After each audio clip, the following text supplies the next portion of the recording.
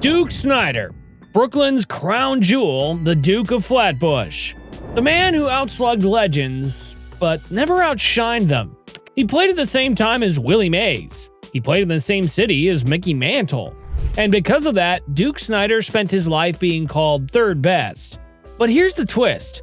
For 5 full seasons, from 1953 to 1957, he wasn't third best. He might have been number 1. Let's set the stage. Picture it. Post-World War II Brooklyn, a borough with blue-collar fire and Ebbets Field echoing with transistor radios, beer vendors, and the hopes of every stickball kid from Bed-Stuy to Coney Island. And at the heart of it all, Duke. The guy with movie star looks, a swing as fluid as Sinatra's voice, and a bat that could bend the scoreboard. Primetime power every damn year. Snider's stretch from 1953 to 1957 is crazy. Unfortunately, Mantle and Mays had more media shine, but Snider had the numbers. During that 5-year run, 207 home runs, 593 RBIs, 311 batting average, and over 1,000 OPS for 3 straight seasons. Big stage, bigger bombs. The Duke's World Series Symphony. You can talk all you want about the regular season. Batting titles, gold gloves, all-star nods. But baseball's real crucible is October. And when the lights hit brightest, Duke Snider didn't just show up. He exploded. Let's break it down. Duke Snider played in 6 World Series between 1949 and 1956. All against the Yankees, all dripping with tension, history, and borough pride. These weren't just games, they were cultural earthquakes. Brooklyn versus the Bronx, lunch pails versus pinstripes.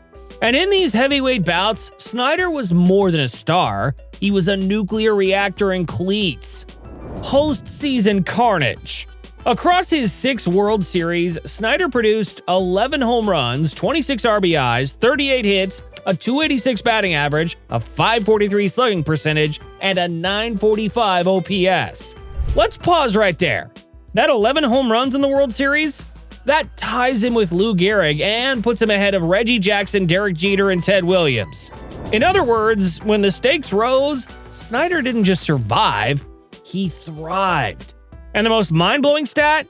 He's the only player in MLB history to hit 4 home runs in 2 different World Series. 1952, 4 homers, 8 RBIs, .345 average. 1955, 4 homers, 7 RBIs, .320 average. Forget clutch. This was surgical destruction. The guy hit as many homers in 2 World Series as most Hall of Famers do their entire postseason careers.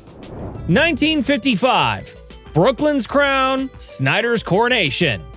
The Dodgers had tried and failed for decades to win a World Series. They were cursed, it seemed. Forever the bridesmaids to the Yankees' empire. But in 1955, it all changed. At the epicenter of that seismic shift, Duke Snider. In Game 1, he hit a home run. In Game 4, he hit a home run. In Game 5, he did it again. 2 more homers, giving the Dodgers a 3-2 edge. In Game 6 of the 1955 World Series, Duke Snider was injured when he ran into a sprinkler head in center field. In the 3rd inning, Snider was chasing a fly ball hit by the Yankees' Yogi Berra. While running, he stepped into a sprinkler head of the outfield, twisting his knee and causing him to leave the game. Sandy Amoros replaced him in center field. Snider was able to play in the next game, Game 7, though he was not at 100%. Final line for the 1955 World Series, .320 average, 4 homers, 7 RBIs, .640 slugging, and 1.055 OPS. Yes, Mantle has more total, but he also had double the chances. Snider's home run per game rate in the World Series is better than Mantle's and crushes Mays's. In October, when every swing is a heartstopper, Duke Snider's bat was a sledgehammer. The legacy of October. It's a crime how rarely Snider gets mentioned among the great postseason performers. He didn't just show up in the World Series, he left burn marks on Yankee Stadium's outfield walls.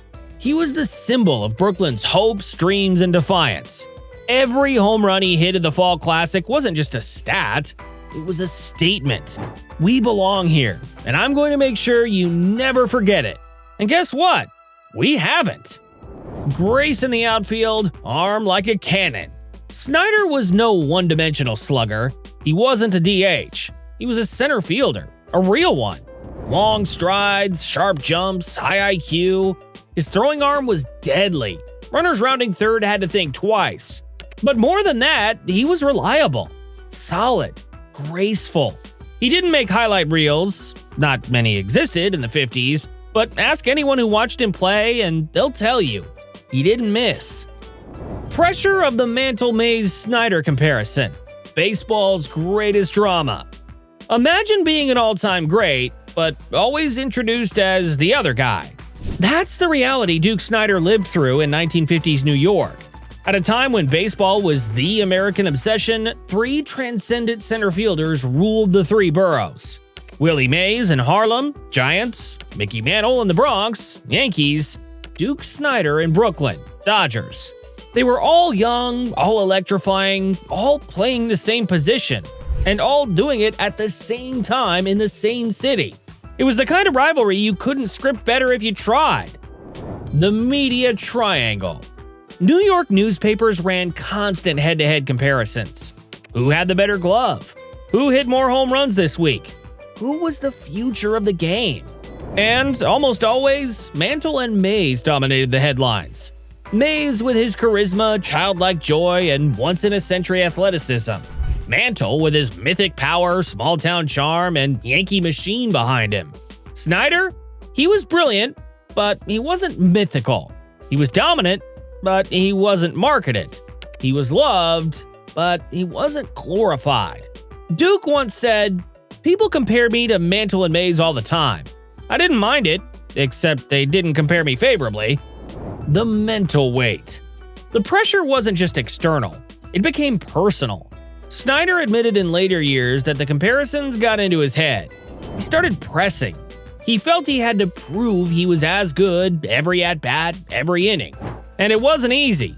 He played for Brooklyn, a team that, until 1955, was known more for heartbreak than triumph. The Dodgers didn't have the brand of the Yankees or the glamour of the Giants.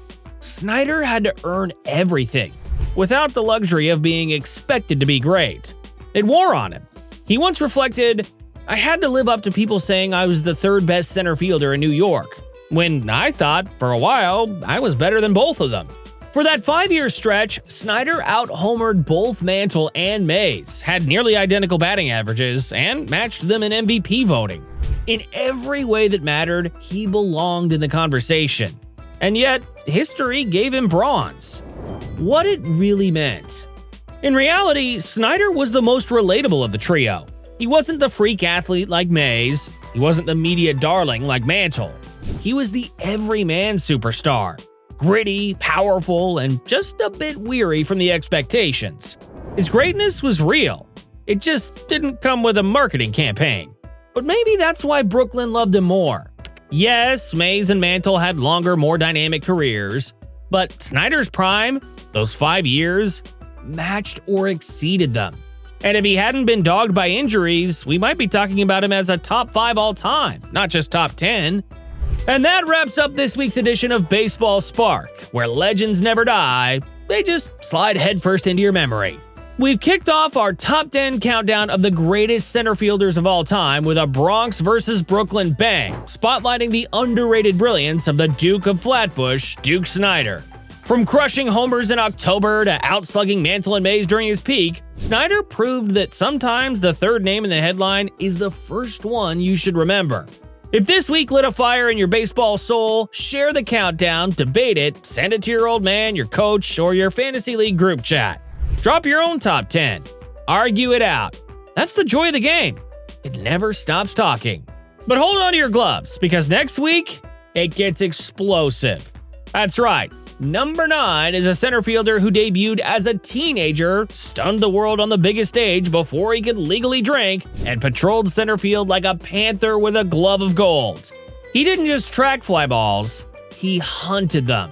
10 gold gloves, over 400 home runs, and one of the nastiest arms the outfield has ever seen. Think you know who it is? Here's the deal.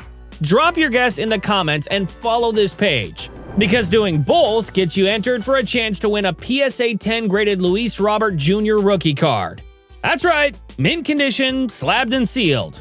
Yours if you guess right and follow. Baseball Spark is where legends come alive and your collection gets stronger.